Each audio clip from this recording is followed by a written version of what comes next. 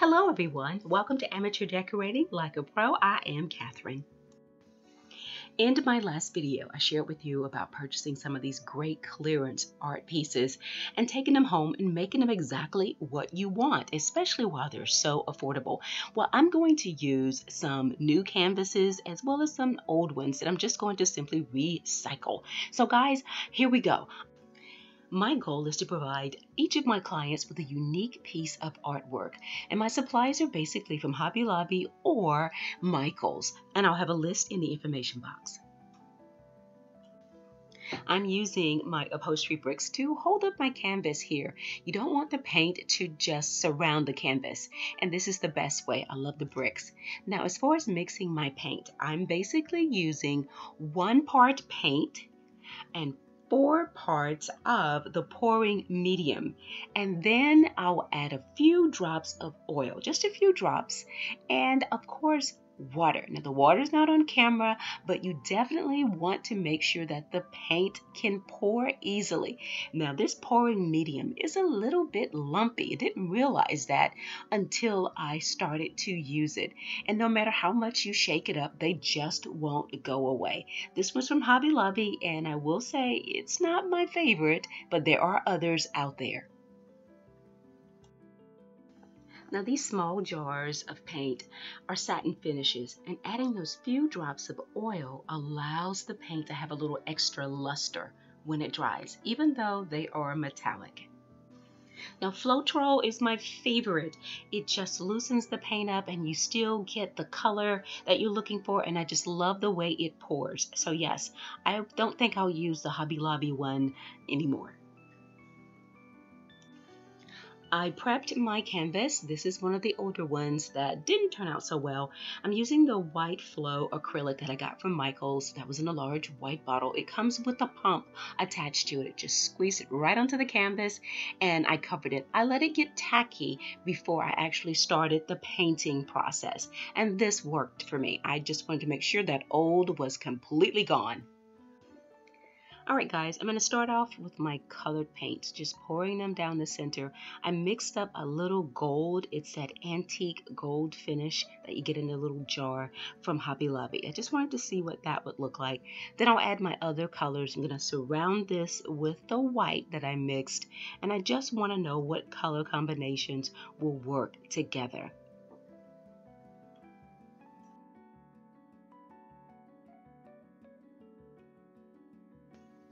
My hair is natural, so I seldom use my blow dryer, and I found out the hard way that it didn't work.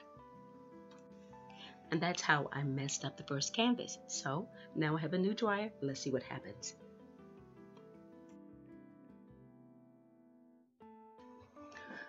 Now obviously this was the second canvas, and now lessons learned.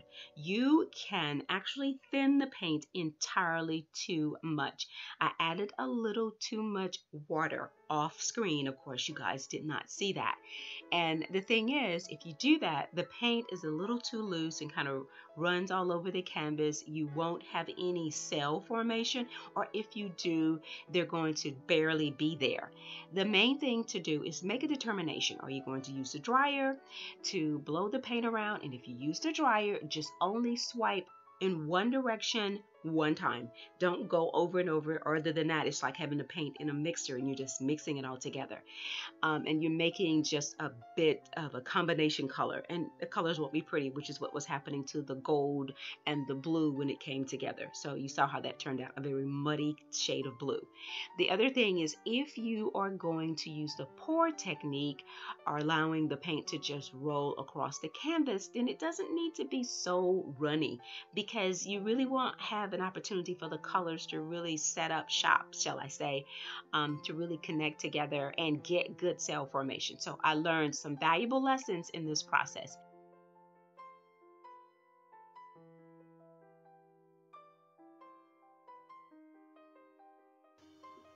This summer, I also learned a very beautiful pouring and tilting technique. And finally, I apply all of the lessons that I've learned.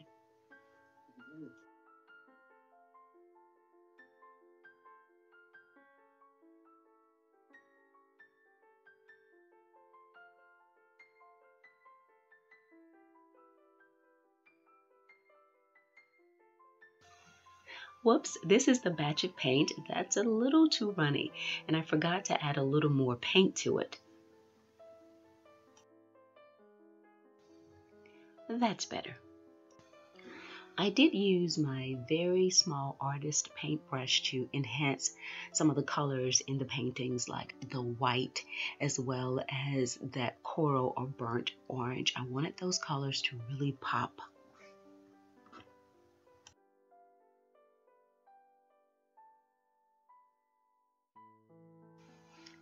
This canvas is a little warped. In the center, there's a little dip there, so all of the paint tends to run toward the middle and stay there.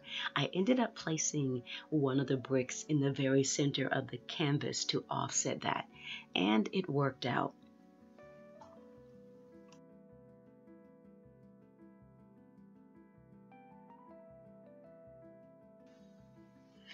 And I don't know if you guys recall the painting that I did using saran wrap. Again, no paintbrush. And it was a whole lot of fun to show you guys that technique that I learned a long time ago from high school. It's very simple to do. I hope you will watch that video if you just want to do something a little bit different. But I'm definitely continuing on with the artwork, and I'm getting back to DIYs. And coming up next, we're going to do some lamp DIYs.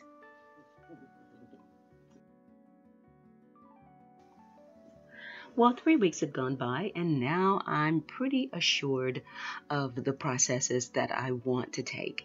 And one of the things I've learned is how to mix my paints properly, and and how to correct a mistake when I do make one, because you still will make them along the way. I learned how to use my torch, and I am a big fan of aquatic art. I absolutely love that, as well as equestrian art. But aquatic art just really makes me very relaxed and gives me serenity. It almost has a very angelic feeling to it, and I just love it. And I call these two pieces Waterfall. My son loves them, and they'll probably end up in his room, or they're in our bedroom right now, but I wanted to put them on my Etsy shop, and right now no one wants them to leave the house. So I hope you enjoy some of the angles in which the pictures are taken, just to see some of the activity on the canvas. The only thing that's missing is the matte varnishing and the high gloss varnish. The high gloss varnish goes on first, and then the matte varnish, which takes a little bit of the shine off.